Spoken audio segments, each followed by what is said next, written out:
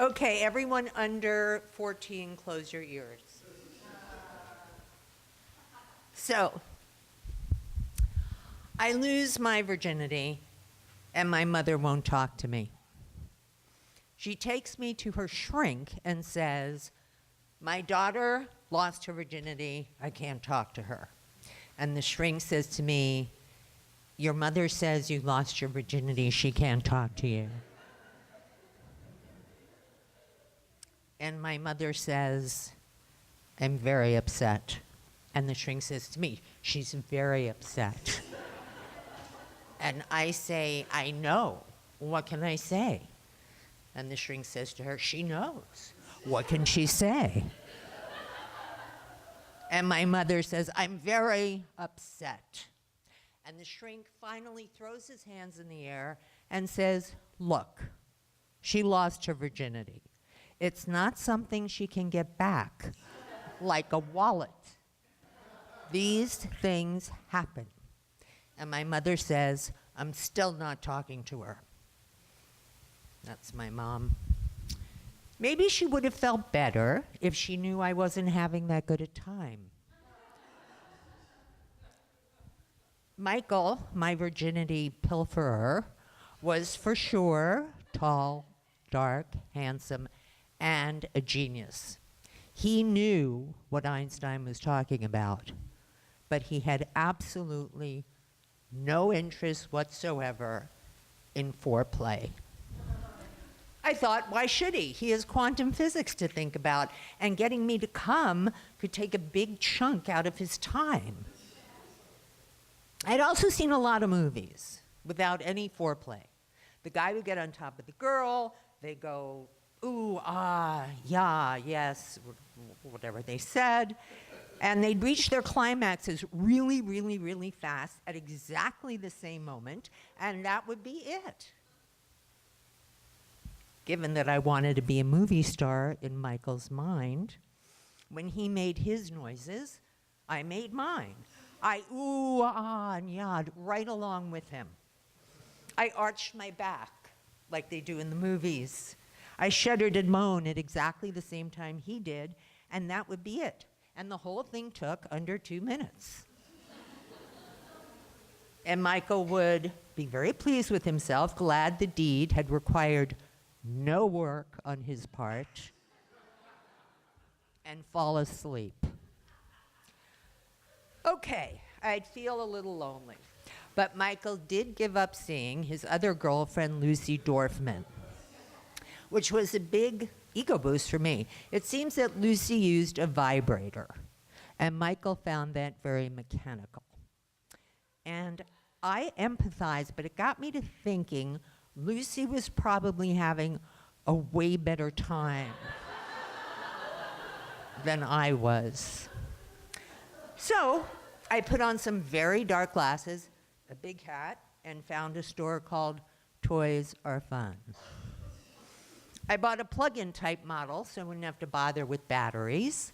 And in the privacy of my bathroom, I filled my tub with water to relax. I plugged in my toy, I immersed it, and after almost electrocuting myself, I stopped taking baths with water. Small sacrifice. After a while, I met Bob. Bob was tall, dark, and handsome, but not a genius, which was fine, because geniuses can be very demoralizing in the end. Bob did know a tad about foreplay, but he had a very small penis. And by the time he thought I was ripe for entry, which was not a lot of time, his very small penis was a really big minus. I did the ooh and ah and yah because I realized it made him feel like he had a very large penis, and he adored me for that. I was a big fan of adoration. Over time, I searched out harder and harder guys to conquer. The more uninterested in me they were, the better. I loved medals. I mean, who wants to be remembered for serving up tasty hors d'oeuvres when you can be voted a sexual wunderkind? If any of my former lovers ran into me later, I wanted to be immortalized in their mind.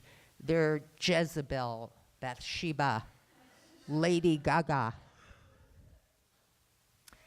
And I even expanded my repertoire of noises with things like, oh my God, oh yes, oh no, oh please, oh wow, oh more, oh God, as though I couldn't stand one more moment of ecstasy, but give it to me anyway. Sometimes I wondered how I got away with it. I mean, didn't these guys study a chart? Didn't they know that a woman's greatest area of pleasure is hidden underneath folds and layers, and that it was virtually impossible for me to come that fast at exactly the same moment every single time?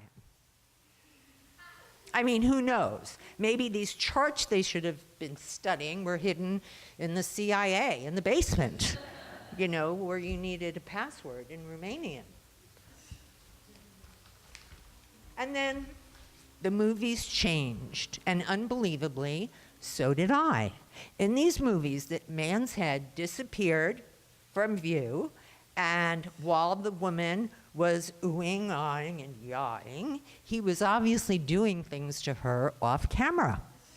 Could this be that foreplay had finally arrived? Entered the genuine consciousness? Wow. I changed because I decided I didn't want to turn into the woman who introduced me to lying in the first place. When I was little, my mother, who was famous, told me to smile for the press and regale them with how happy we were. And this was very difficult and required an enormous effort on my part because our family was inherently miserable. My lies were gargantuan and exhausting, and I always thought at least if I didn't have to lie so much, I'd be well rested. And then one day, God let me catch a break.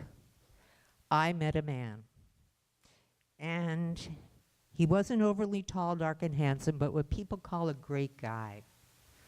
He loved everything about me, even when I was wearing a schmata and had mascara over my face. I was so at ease in his arms, I felt as though I'd come home after a long journey to nowhere. I gave up my fake noises. I found myself telling him all the secrets of my body and my soul. And I had 30 years of being his world and his mind. And then one day he got this stupid thing called cancer. Every day I made sounds of pleasure that he was still with me. And every night I lay down beside him, I said, with all the love I never gave anyone, we're going to be okay. Though the odds were against us, I said, miracles can happen. I lost him in the end. But after finally picking up the pieces of myself, to my amazement, I slowly began to realize, despite everything, I still did believe in miracles. I mean, look at me. I went from being the great pretender to the genuine article.